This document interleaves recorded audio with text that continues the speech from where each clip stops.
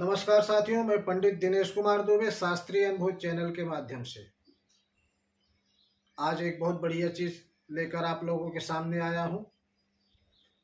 आप लोग अंत तक बने रहिए और बड़े ध्यान से सुनिए। बड़ी अच्छी स्टोरी है। एक राजा था और राजा को कोई संतान नहीं थी। उसने बहुत सारे हकीमों, वैद्यों, तमाम प्रकार का इलाज करवाया, लेकिन कुछ फायदा नहीं हुआ।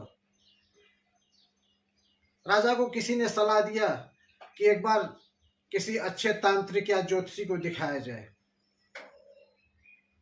राजा ने सोचा पहले तांत्रिकों को दिखा लूं। उन्होंने क्या किया कि अच्छे अच्छे जितने भी तांत्रिक थे सबको बुला लिया। राजा तो थे ही। राजा की बात सुनकर बहुत अच्छे अच्छे तांत्रिक वहां पहुंच गए।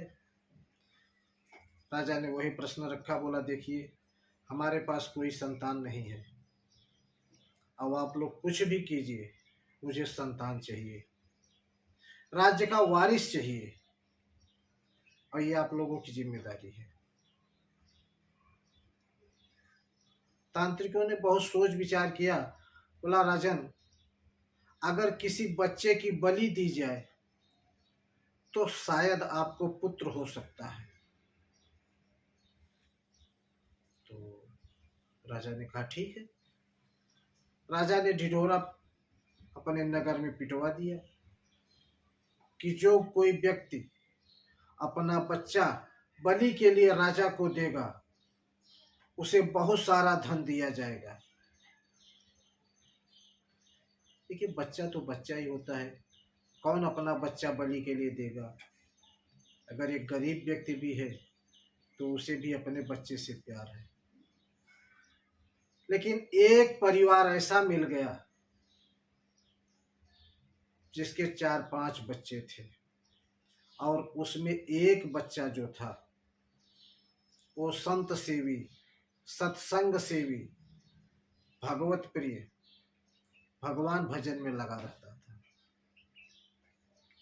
परिवार वालों ने सोचा कि ये बच्चा हमारे किसी काम का नहीं है। किलो भर अनाज खाता है, कुछ काम न धाम, बस दिन भर साधु संतों के साथ भजन में, कीर्तन में, इधर उधर में लगा रहता है। क्यों न इसको हम राजा को दे दें, तो राजा हमें प्रचुर मात्रा में धन देगा, हमारी दरिद्रता दूर हो जाएगी। ऐसा सोच विचार कर परिवार वालों ने उस बच्चे को राजा को दे दिया। राजा ने उस परिवार को बहुत सारा धन दिया। इसके बाद बलि की तैयारी होने लगी। तांत्रिक सब आ गए, अपनी अपनी तैयारी करने लगे। जब सारी तैयारियां पूरी हो गई तब तांत्रिकों ने कहा कि राजन, बच्चे से तो पूछ लिया जाए कि उसका आखिरी इच्छा क्या है। राजा ने बच्चे से कहा, देखो हम तुम्हें अब बलि देने जा रहे हैं, तो हम जानना चाहते हैं कि तुम्हारी आखिरी इच्छा क्या है। बच्चे ने कहा, हमको रेत मंगा दीजिए थोड़ा सा। आदेश का पालन हुआ, रेत मंगाई गई। बच्चे ने उस रेत की 4 ढेरियां बनाई, बड़े बड़े 4 ढेरियां बनाने के बाद पहली ढेरी को पैर से मारकर तोड़ दिया, फिर दूसरी ढेरी को भी पैर से मारकर तोड़ दिया, तीसरी ढेरी को भी पैर से मार के तोड़ दिया और चौथी ढेरी के सामने जाके बैठ गया हाथ जोड़ के। बोला, प्रभु अब आप ही हमारे रक्षक हैं, हम अपने आप को आपको समर्पित करते हैं, अब आप जाने, आपका काम जाने। उसकी यह क्रिया देखकर जितने तांत्रिक थे सब अंदर तक कांप गए। चक्कर क्या है, कुछ न कुछ तो गड़बड़ है। तांत्रिकों ने कहा, ये क्या है? बच्चा कुछ बोला ही नहीं।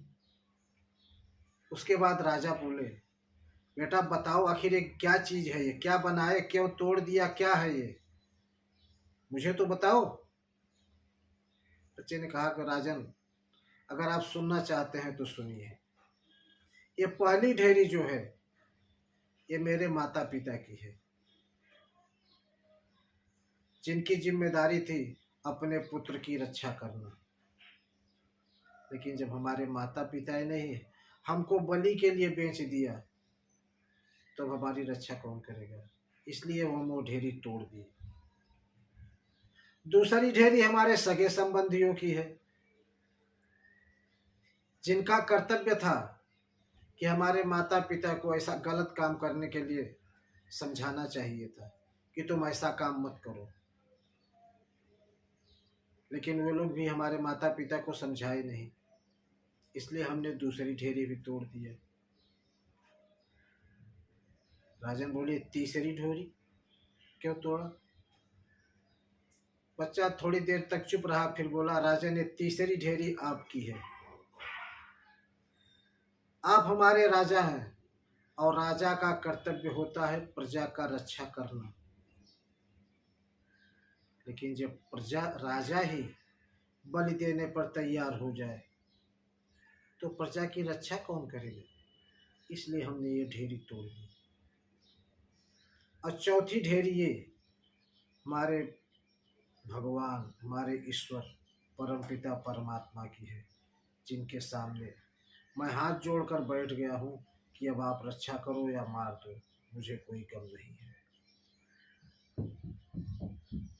बच्चे का जवाब सुनकर राजा अंदर से कांपने लगा, थर थर डर गया। सोचा, इस बच्चे की अगर मैं बलि दे देता हूँ तो पता नहीं हमको पुत्र होगा कि नहीं होगा, लेकिन अगर हम इसे ही अपना पुत्र बना ले तो बुद्धिमान भी है, ईश्वर भक्त भी है और बहादुर भी है, निडर है, क्यों न हम इसे ही अपना पुत्र बना लें।